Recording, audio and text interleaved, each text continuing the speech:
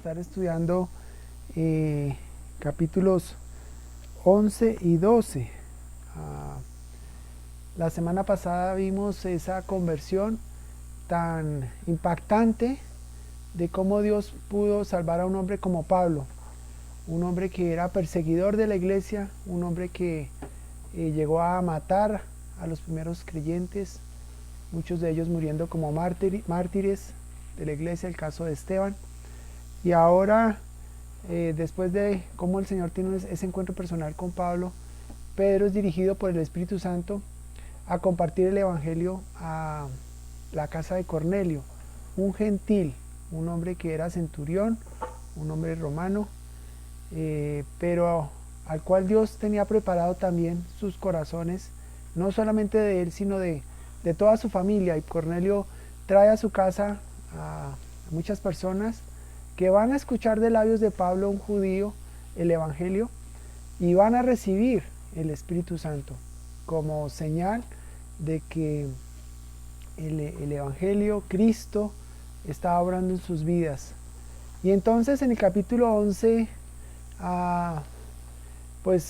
vienen otros judíos y llaman a cuentas a Pedro. Le dicen: oye Pedro, cuéntanos qué es lo que ha pasado.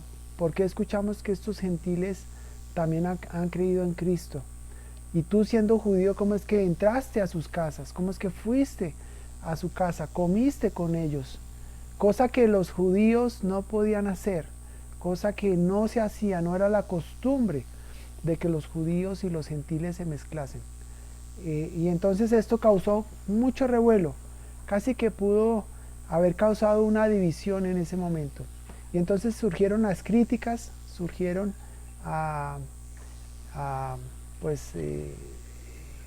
los desacuerdos, pero entonces Pedro, lleno del Espíritu Santo, comparte una vez más en el capítulo 11, expresa lo que ha sucedido en el capítulo 10, de cómo el Señor lo ha llamado a él, cómo recibió esa visión de parte de Dios, igualmente Cornelio, cómo recibió esa visión para que mandara llamar a Pedro.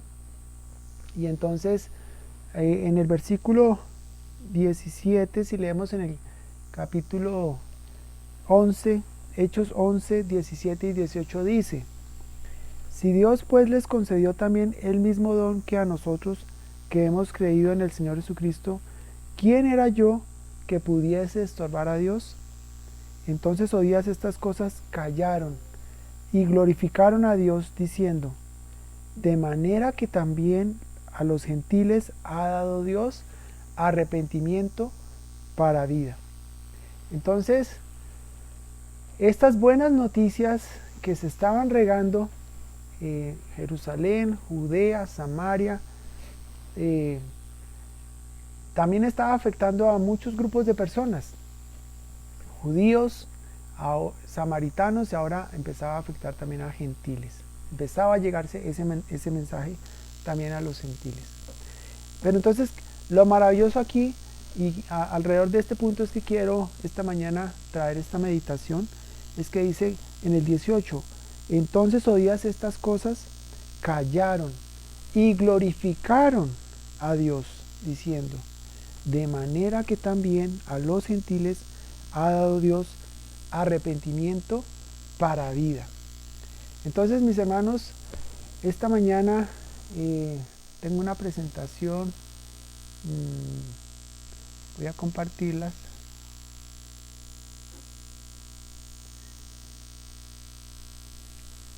La he titulado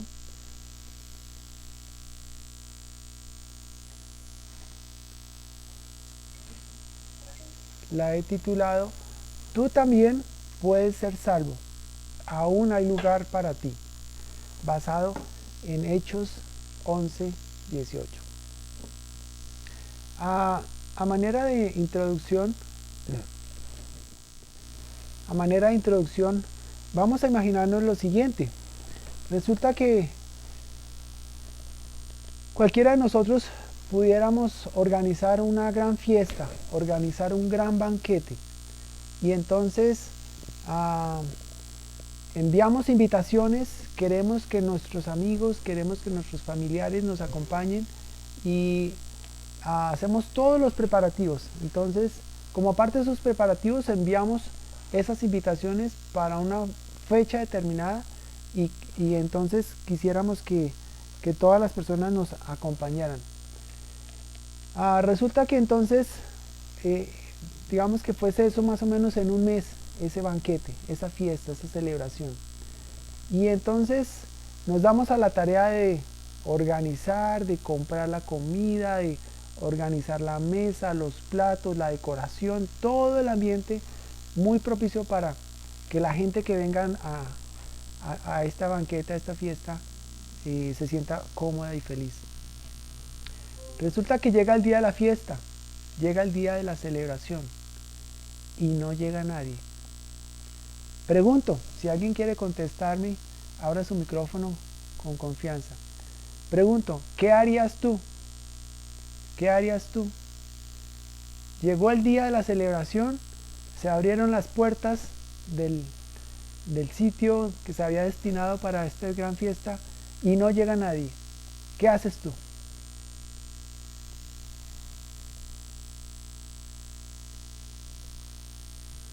Uno se pone triste.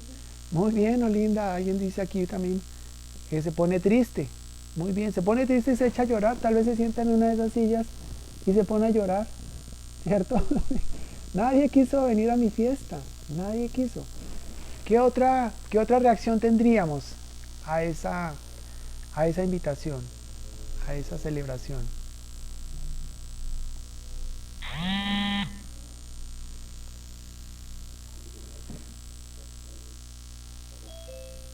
Pondría un aviso en Facebook diciendo que quién quiere venir a la fiesta. Gratis, ¿no? Se pone ahí, comida gratis, algo así, ¿no? Para que se llene rápido el sitio. Muy bien, gracias, Ángela.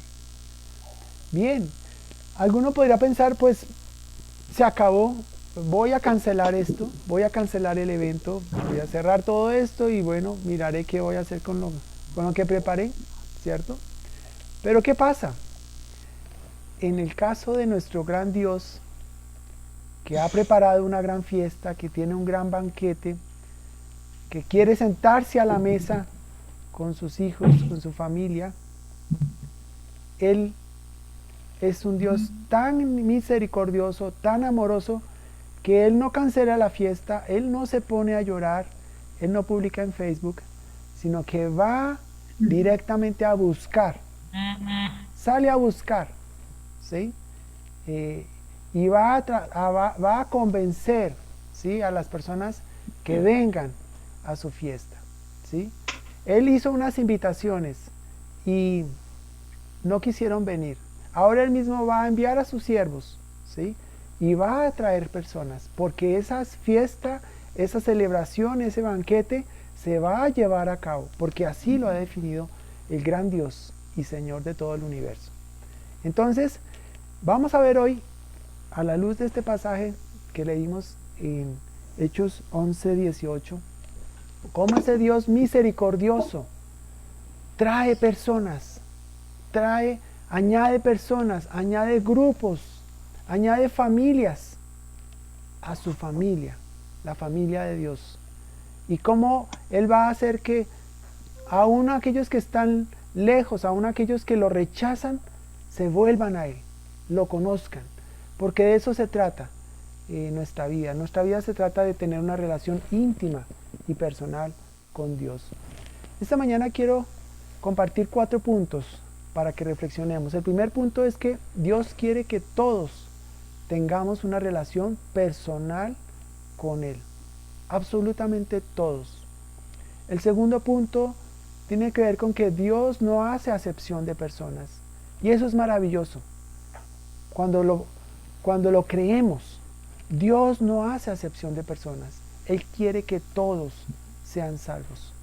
Lo tercero, el reino de Dios se trata del gobierno de Dios sobre mi vida. El evangelio tiene que ver con un reino. El evangelio tiene que ver con un rey. El evangelio tiene que ver con una constitución. Y esa constitución es la palabra de ese gran Dios, de ese gran Señor. Y el evangelio tiene que ver con someternos a ese Señor, con someter nuestras vidas a ese gran Señor, con someter nuestros corazones a ese gran Dios. Y finalmente, cada uno acepta o rechaza la invitación a comer con Él. En la Biblia, cuando se habla de comer, cuando se habla de cenar juntos, tiene que ver con comunión, tiene que ver con relación. No hay nada más especial que lo que pasa en la mesa cuando nos sentamos a comer, cuando compartimos nuestras vidas, cuando hablamos de lo que nos está pasando. Eso es un momento tan especial, tan íntimo, y así es Dios con nosotros. Él quiere sentarnos a su mesa, Él quiere conversar con nosotros, Él quiere que nos sintamos plenos, satisfechos, felices de estar con Él a su mesa. Muy bien, voy a hacer un resumen de lo que ha pasado hasta el capítulo 12, en lo que hemos venido estudiando en el libro de los Hechos. Empezamos en el capítulo 1, vamos a ver en el primer punto que Dios quiere que todos tengamos una relación personal con Él. Y recuerdo en Hechos 1:8, ese pasaje que creo que la mayoría de nosotros lo tenemos en nuestra mente, en nuestro corazón, dice, pero recibiréis poder cuando haya venido sobre vosotros el Espíritu Santo, y me seréis testigos en Jerusalén, en toda Judea, en Samaria y hasta lo último de la tierra. Si este libro, que de Hechos es un libro tan grande, tan maravilloso, es un libro tan especial, es por la presencia del Espíritu Santo, es por el actuar, la obra del Espíritu Santo, haciendo ¿qué cosa?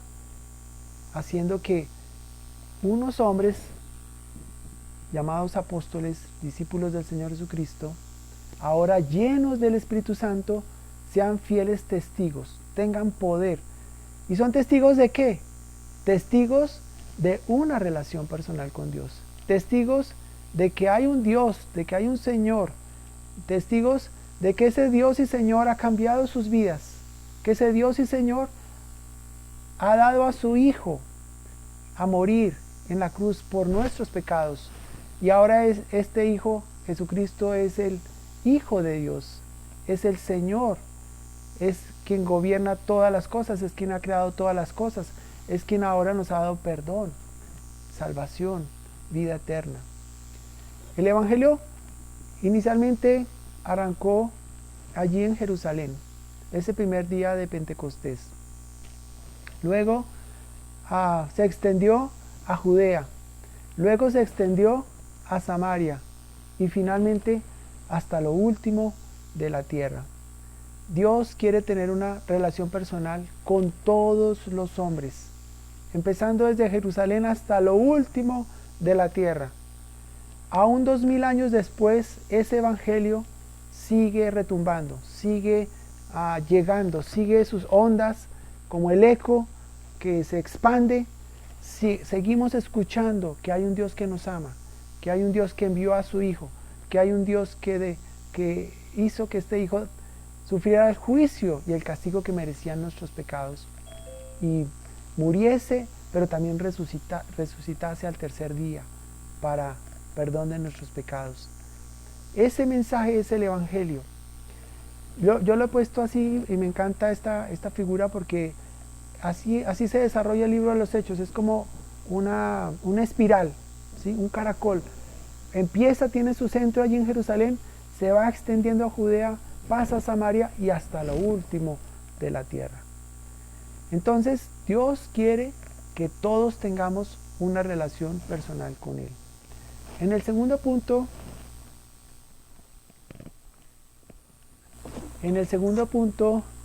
dice que Dios no hace acepción de personas, ¿sí?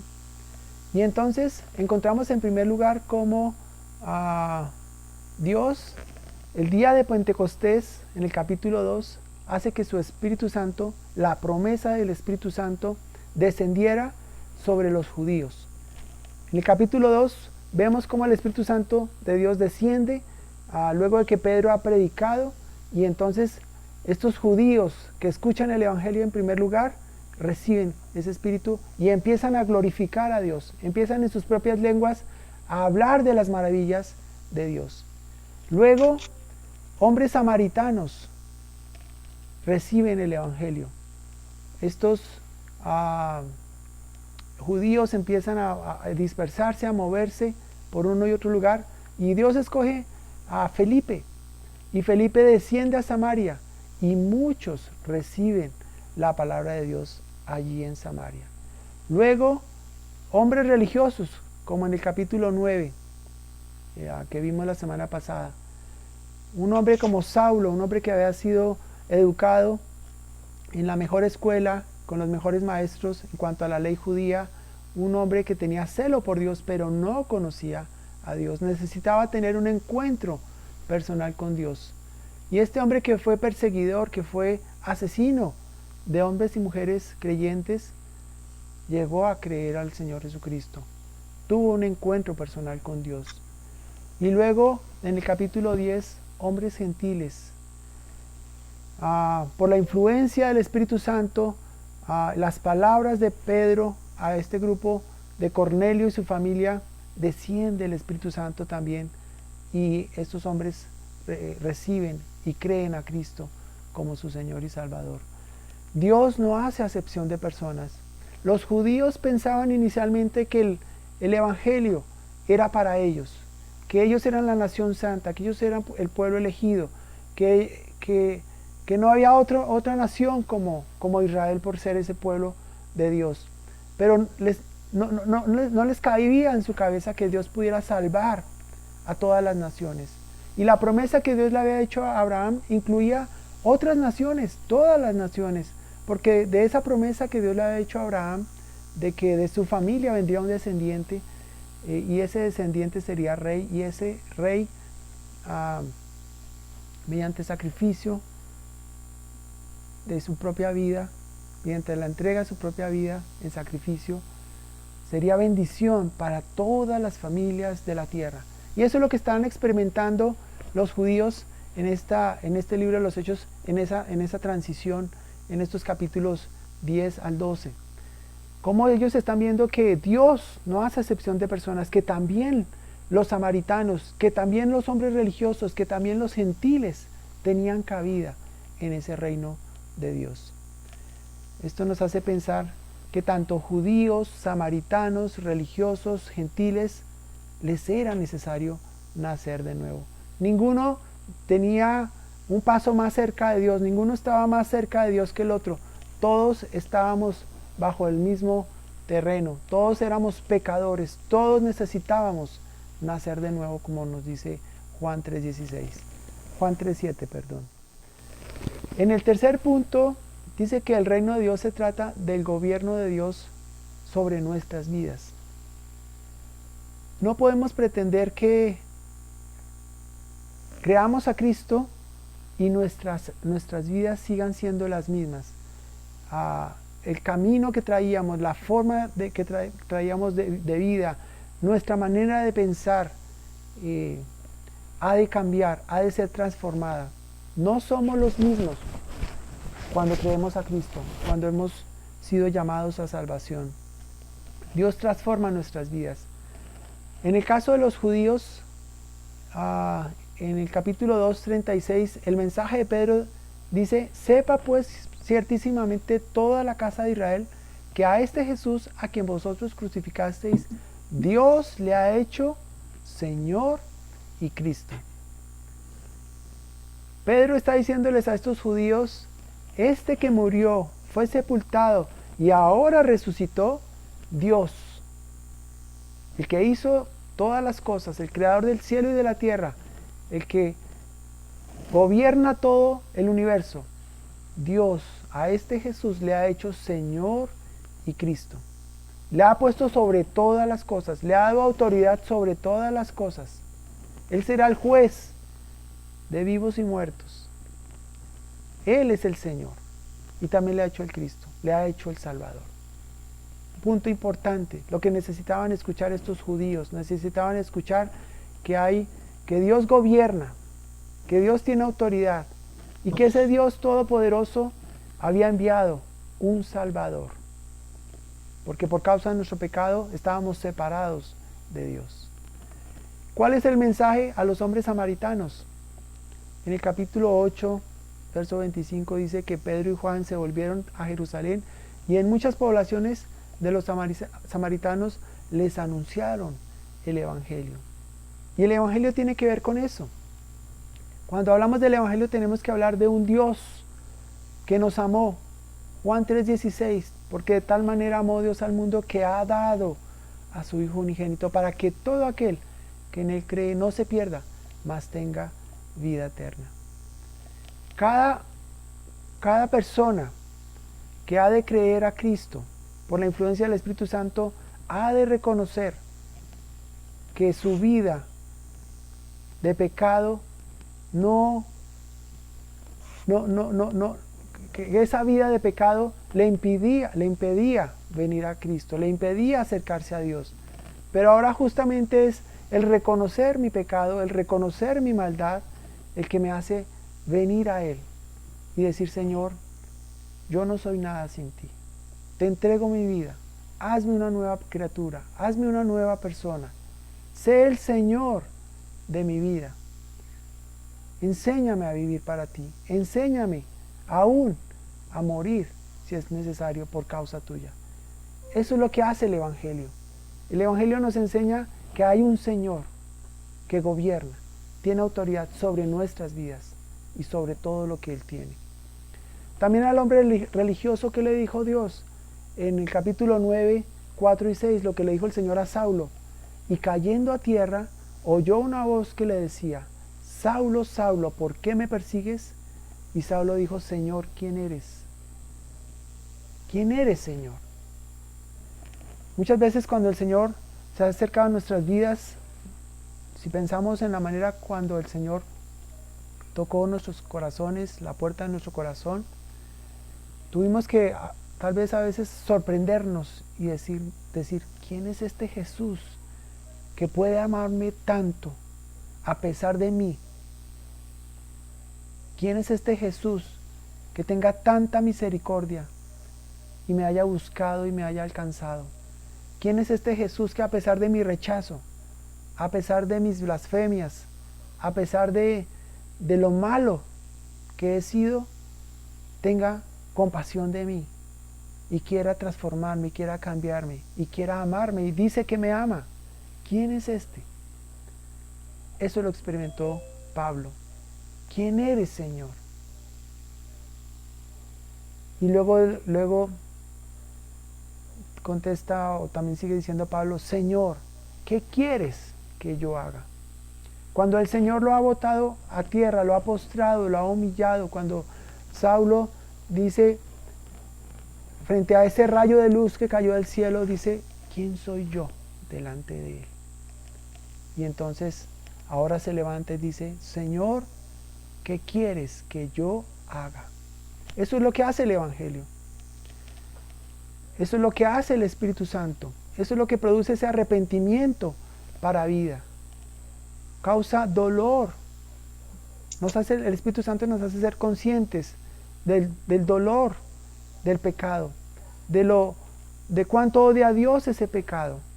Pero justamente Dios nos ha dado provisión, nos ha dado el remedio, nos ha dado a Cristo para que sea nuestro mediador, para que sea nuestro sustituto en la cruz, para que sea sobre el quien se derramara todo el juicio y la ira de Dios. Y nosotros frente a esa cruz no podemos ser indiferentes. El hombre no puede ser indiferente cuando contempla a Cristo en la cruz del Calvario. Y por la obra del Espíritu Santo le convence y le dice: lo hizo por ti, lo hizo porque te ama, lo hizo porque quiere rescatarte de una vida sin propósito, lo hizo porque quiere transformarte tu vida y quiere darte herencia, y quiere darte salvación, y quiere darte paz, y quiere darte gozo, y quiere darte libertad, porque es un buen Padre, porque quiere lo mejor para ti. Eso solamente lo hace nuestro Dios, ese gran Dios, ese gran Señor que quiere gobernar. Pasas la pantalla para acá. Finalmente, a estos hombres gentiles, ¿qué les anunció ¿Qué les anunciaba Pedro? Anunciando el Evangelio de la paz por medio de Jesucristo y diciendo, este es Señor de todos. Jesús es el Señor de todos los hombres. Él quiere ser el Señor. Él reina. Y ante esto, todos los hombres de cualquier tribu, de cualquier lengua, de cualquier nación, ha de confesar con sus labios que Jesucristo es el Señor. Cuando el Señor trae a un alma, cuando el Señor a través de su Espíritu Santo hace que alguien se convierta, produce esto. Nos da esa convicción. Tú eres el Señor. Tú eres el Salvador. Tú eres el agua de vida, como se le reveló a la mujer samaritana. Tú eres. Eso es gran yo soy que hay en Juan. Tú eres la puerta, tú eres el buen pastor, tú eres la resurrección y la vida. Tú eres, Señor, todo esto. Y eso hace que nuestra vida y nuestra relación con Él sea diferente. Os es necesario nacer de nuevo. En el cuarto punto, cada uno acepta o rechaza la invitación a comer con Él. Se va y vuelve. Eso es de la conexión, eso es del operador, eso no es ni la tablet ni ella. Javi, ¿tú puedes por favor apagar tu micrófono? Gracias. Cada uno acepta o rechaza la invitación a comer con Él. Dice en nuestro texto, Hechos 11:18, entonces oídas estas cosas, callaron y glorificaron a Dios diciendo, de manera que también a los gentiles ha dado Dios arrepentimiento para vida. Y entonces ahora quisiera que nos fuéramos al Evangelio de Lucas. Lucas 14, para ilustrar este punto. Lucas 14, 15 al 24. El Señor Jesús aquí está compartiendo lo que se llama la parábola de la gran cena. Y entonces dice Lucas 14, versículo 15. Oyendo esto, uno de los que estaban sentados con él a la mesa, le dijo, bienaventurado el que coma pan en el reino de Dios. Estaban hablando aquí acerca de cómo, si leemos en el versículo 13, versículo anterior, versículo 13, más cuando hagas banquete llama a los pobres, los mancos, los cojos y los ciegos, y serás bienaventurado porque ellos no pueden recompensar, pero te será recompensado en la resurrección de los justos. Jesús decía, cuando hagas banquete, no invites a tus amigos, a los más ricos, porque ellos también de pronto te pueden volver a invitar a ti, y entonces te van a recompensar lo que tú hiciste. Cuando tú hagas banquete, mejor invita a los pobres, los mancos, los cojos, porque ellos no te van a poder recompensar, y eso te va a ser recompensado en la resurrección de los justos. Entonces, alguien que escuchaba a Jesús dijo, bienaventurado el que coma pan en el reino de Dios. Felices, dichosos, los que son llamados y pueden entrar y participar de este gran banquete en el reino de Dios. Pueden sentarse con Dios, pueden tener comunión con Él en su mesa. Y entonces dice Jesús en el 16, entonces Jesús le dijo, un hombre hizo una gran cena y convidó a muchos. Y a la hora de la cena envió a su siervo a decir a los convidados, venid, que todo está ya preparado. Y todos a una comenzaron a excusarse. El primero dijo, he comprado una hacienda y necesito ir a verla.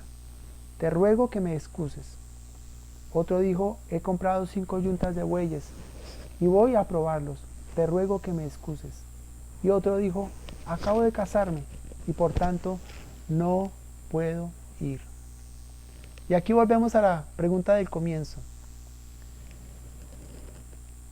Dios ha preparado un gran banquete. Dios está preparando una gran cena.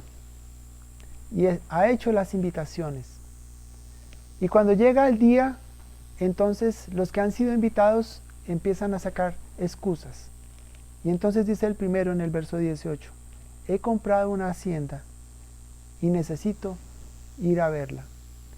Él está satisfecho, él tiene muchas posesiones, él tiene mucho dinero. Y esto de venir a tener comunión con Dios, como que no, como que yo ya tengo lo mío y no necesito de esto. El otro dice, he comprado 5 yuntas de bueyes y voy a probarlos. Se refiere a aquel que dice, estoy muy ocupado, tengo mucho trabajo, tengo mucho que hacer. Y pues esto de venir a tener comunión con Dios, pues tampoco es para mí, porque tengo lo suficiente, con mi trabajo esto me satisface, esto me llena. Y no, tal vez ahora no quisiera tener esa comunión con Dios o tener esa relación con Él. En el 20 dice el tercero, acabo de casarme y por tanto no puedo ir. Tal vez hay en mi vida personas más importantes, personas más especiales para mí, que me llenan más, y esto de tener relación o comunión con Dios tampoco es para mí. Gracias. Un día, hace muchos años, cuando yo trabajaba en Nopsa, en la planta de Nopsa, en Boyacá, cada 8 días, cada 15 días viajábamos. De la planta veníamos a la casa, entonces pasábamos el fin de semana en casa con mis padres, aprovechaba pues para también reunirme con los hermanos. Y recuerdo tanto en una oportunidad que leía esta parábola, y generalmente, bueno, algunas veces teníamos pues un vehículo, un taxi que disponía la empresa para llevarnos y traernos, pero otras veces nos tocaba en flota, en bus. Y recuerdo una noche que iba de camino para Sogamoso y al lado mío había un joven, y entonces yo le dije, oye, mira, hay un gran Dios que ha preparado una gran cena y está invitando a todos los que quieran venir, y Él quiere tener comunión contigo, Él quiere tener una relación de amor contigo. ¿Te interesaría conocer a ese Dios? Y yo recuerdo que ya estaba como oscuro, ya eran como a las 8 de la noche, y él me dijo, no, muchas gracias, no me interesa conocer a ese Dios. Y para mí fue tan fuerte, pues que él me respondiera tan frío y tan seco. Y yo lloré, yo recuerdo que lloré esa noche. Dije, ¿cómo es posible que alguien pueda rechazar el amor de un Dios que quiere lo mejor para nosotros? Y me sentí triste en ese momento por ese rechazo. Y es que no nos gusta ser rechazados, pero ¿saben? Dios es experto en rechazos. Porque una y otra vez, nosotros como seres humanos le rechazamos. Nosotros como seres humanos hacemos nuestra propia voluntad. Nosotros como seres humanos creemos que estamos satisfechos cuando no sabemos que lo que tenemos son cisternas rotas, que el agua que almacenamos en esas cisternas están rotas, se va a menguar hasta quedar vacía, y no nos damos cuenta de la necesidad tan impresionante que tenemos de Dios. Pero este Dios de amor, este Dios de misericordia, no se da por vencido, no clausura la fiesta, sino que todo lo contrario. Dice en el verso 21, vuelto el siervo, hizo saber estas cosas a su señor. Entonces, enojado, el padre de familia dijo a su siervo, ve pronto por las plazas y las calles de la ciudad y trae acá a los pobres, a los mancos, a los cojos, a los ciegos. Pregunto yo, ¿serán estas personas necesitadas? ¿Serán estas personas conscientes de su necesidad? Yo creo que sí. A diferencia de estos otros que se sentían satisfechos, tenían posesiones, tenían trabajo, tenían personas especiales a su alrededor, pero al considerar y ponerlo en la balanza, decían, esto es más importante para mí que tener una relación personal con Dios. Pero ahora habían otras personas, pobres, mancos, cojos, ciegos, personas necesitadas. Como diría Pablo en 1 Corintios, lo vil del mundo escogió Dios, lo menospreciado. Aquellos que tal vez nosotros diríamos, estos nunca podrían llegar a conocer al Señor. Un cojo, un ciego, un manco. Pero Dios es un Dios que quiere que todos los hombres sean salvos. Dios es un Dios que no hace acepción de personas. Y entonces va y envía a su siervo. Y entonces le dice, ve por las plazas, ve por los caminos, donde quiera que haya personas, invítalas, tráelas. Y yo creo que demandó también esfuerzo para este siervo, porque no era fácil traer un ciego. Tenía que tomarlo de la mano y traerlo. Un cojo, un paralítico, tenía que alzarlo y traerlo. El pobre diría, pero ¿cómo me voy a presentar a esta fiesta? No importa, vamos, te están invitando, eres bienvenido. Y entonces dice en el verso 22, y dijo el siervo, Señor, se ha hecho como mandaste, y aún hay lugar. Y ese es un punto también especial para nosotros esta mañana. Aún hay lugar, todavía hay sillas vacías. Es verdad que hay personas que han venido. ¿Cómo éramos nosotros antes de conocer a Cristo? Si no éramos ciegos, cojos, mancos, pobres. Pero justamente esta misma necesidad fue la que nos hizo buscar a Cristo. Esta misma necesidad fue la que Dios usó para traernos a Él.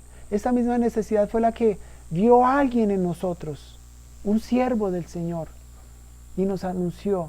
Un Ananías se acercó a nosotros y nos presentó con amor, con misericordia, porque así obra el Espíritu de Dios para traer arrepentimiento para vida.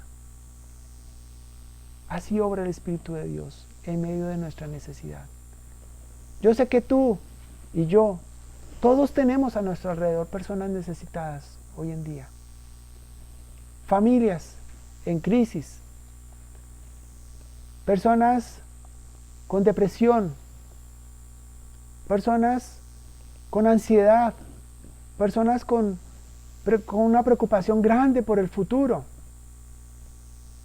Personas que dicen, yo no sé qué hacer.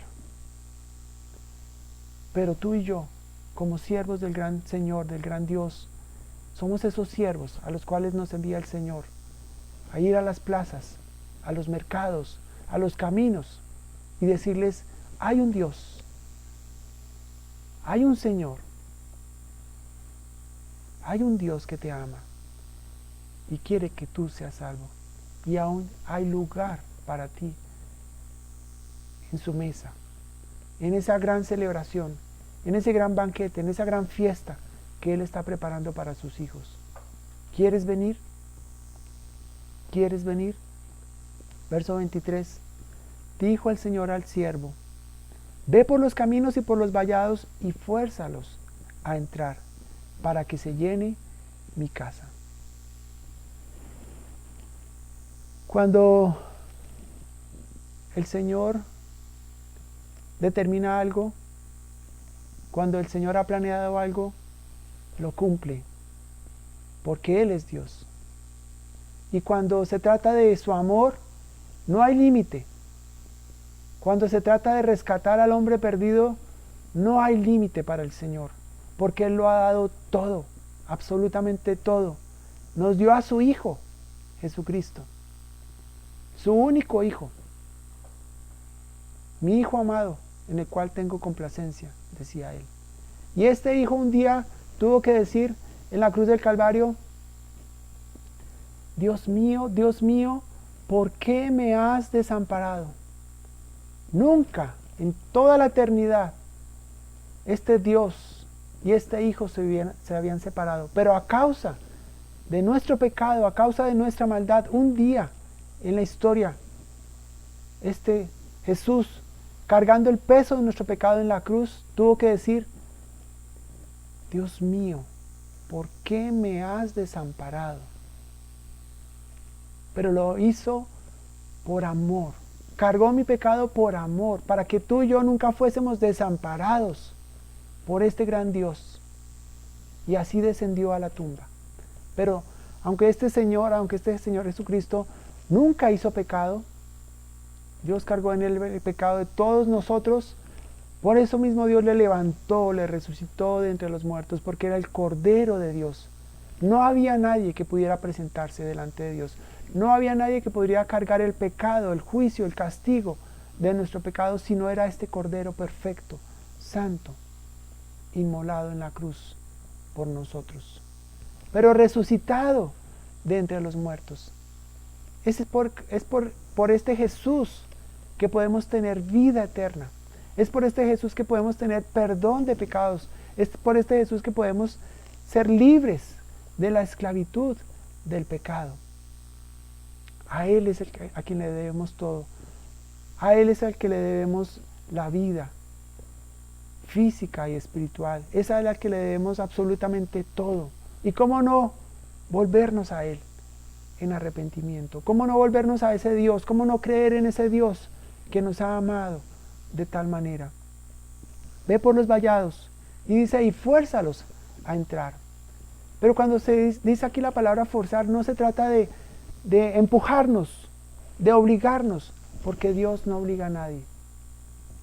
Dios no obliga a nadie.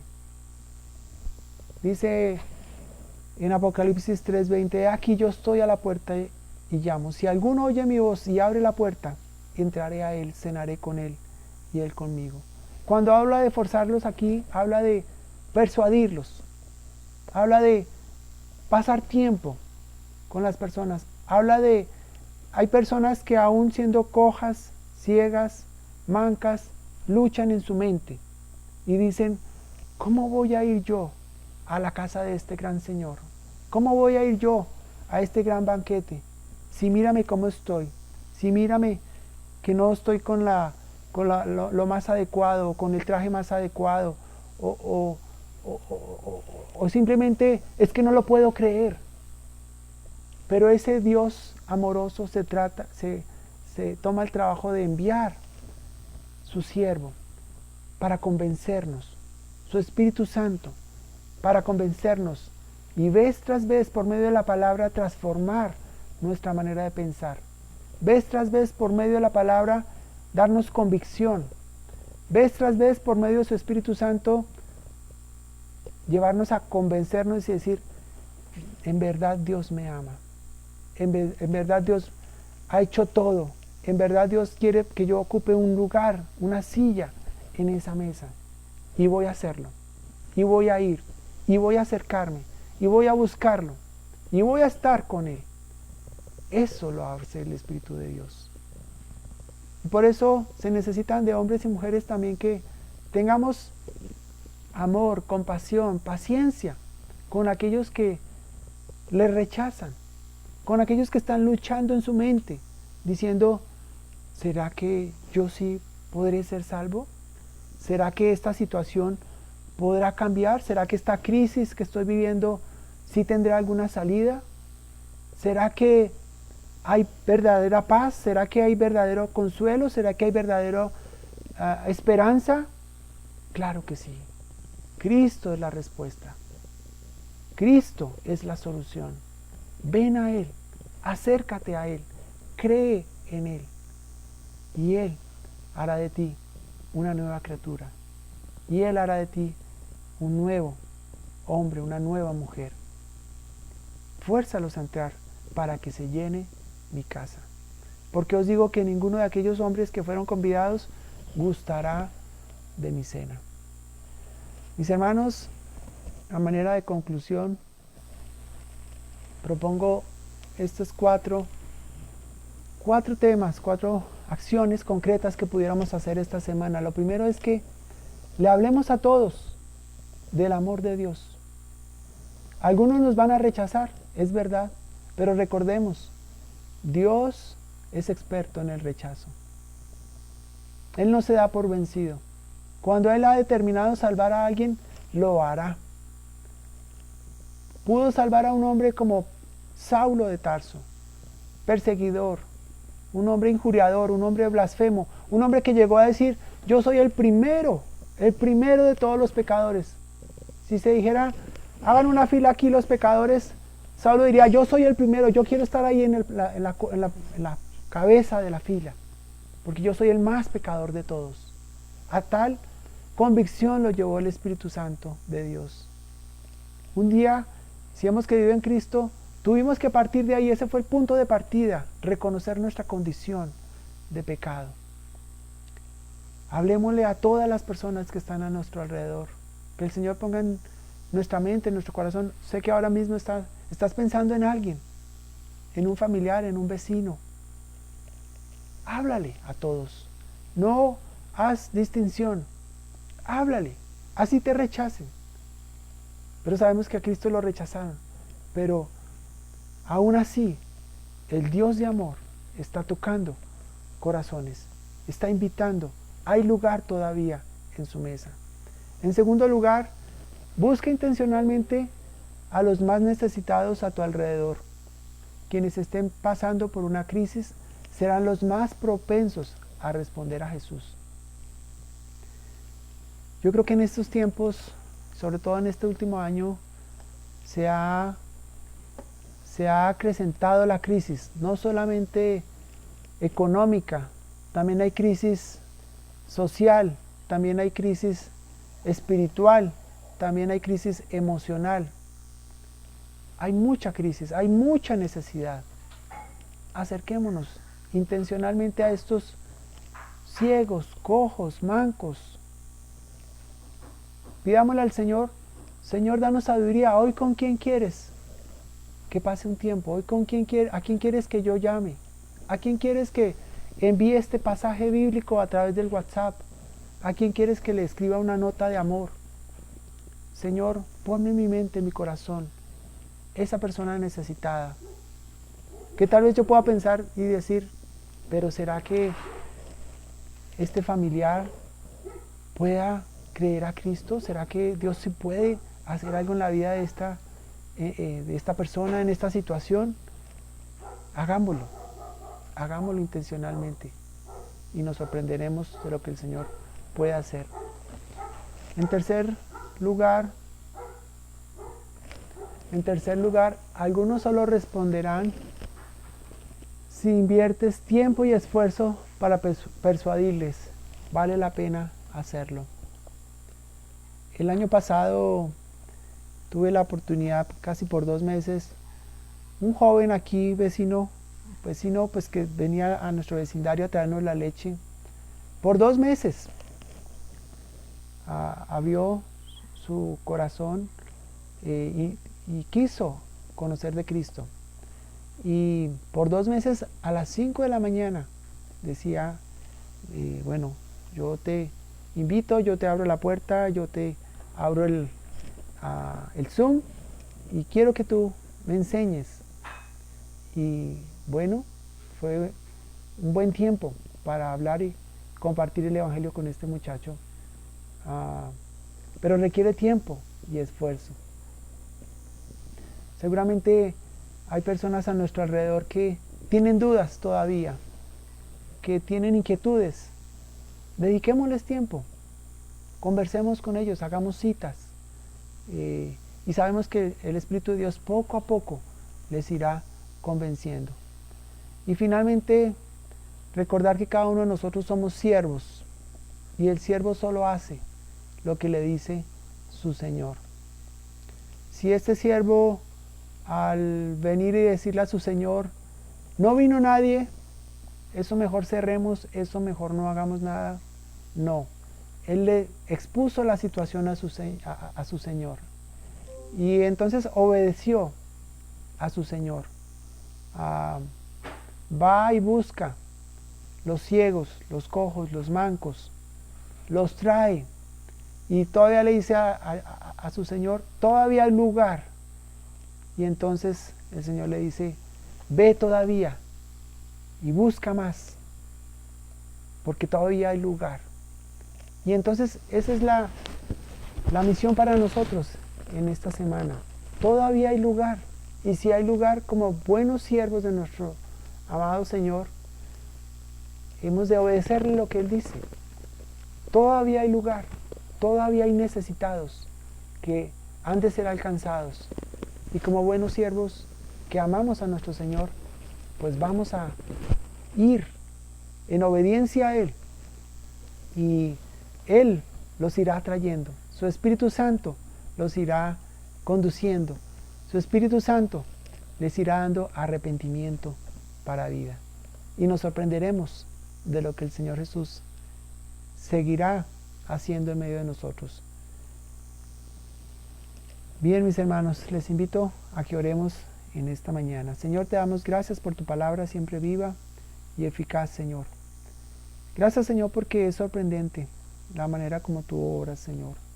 Porque tú eres un gran Dios que quieres que todos los hombres sean salvos, que no haces acepción de personas y que un día, Señor, siendo nosotros, estando en una condición tan triste, en tinieblas, Señor, estando muertos espiritualmente, nos rescataste, Señor. Un siervo tuyo, un instrumento tuyo, un hombre, una mujer, por medio de tu Espíritu Santo, Señor, nos compartió las buenas nuevas de salvación. Y pudimos responder, Señor. Trajiste fe, porque tú eres quien das esa fe. Tú eres quien das ese arrepentimiento, Señor. Tú eres quien das ese perdón de pecados. Tú eres quien das esa paz. Señor, yo te ruego si alguien esta mañana no ha creído a Cristo como Señor y Salvador, que se vuelva a ti, Señor, y que confiese que está necesitado de ti, que tú moriste en la cruz por sus pecados y que ahora quiere que tú seas el Señor de su vida, que le hagas de nuevo una persona nueva, que le hagas nacer de nuevo y tener una relación íntima y personal con el Dios de los cielos, con el Dios que ha creado todas las cosas, con el Dios del universo y con el Dios que desea tener una relación personal, una relación de amor y que nos invita a participar de esta gran fiesta. Señor, entre tanto que tú vengas, que seamos siervos fieles, útiles en tus manos, Señor, prestos a anunciar el Evangelio por donde quiera que vayamos, Señor. En cualquier oportunidad que nos presente, Señor, seamos valientes, Señor, y por obediencia a ti, Señor, compartamos estas buenas noticias de salvación. En el nombre de Cristo Jesús, amén.